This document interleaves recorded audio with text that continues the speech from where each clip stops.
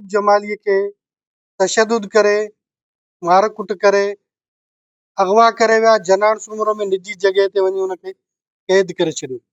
पोइ असांजे एहतजाज खां पोइ ज़िले जे समूरनि सहाफ़ियुनि जी जदोजहद खां पोइ SSP टंडो मोहम्मद ख़ान नोटिस वरितो।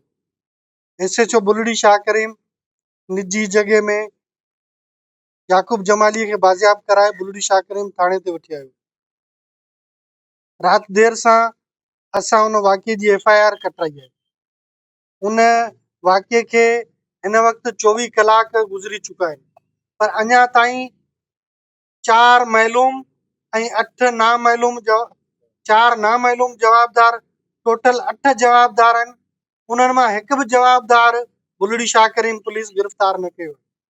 असां हिन अॼोके एहतजाज वसीले SSP टंडो मोहम्मद ख़ान, DIG हैदराबाद खां घुर था कयूं त 24 कलाकनि जे अंदरि याकूब जमाली खे अगवा कंदड़ जवाबदारनि खे गिरफ़्तार न कयो वियो त असां एहतजाज जो ही सिलसिलो अञा अॻिते वधाईंदासीं।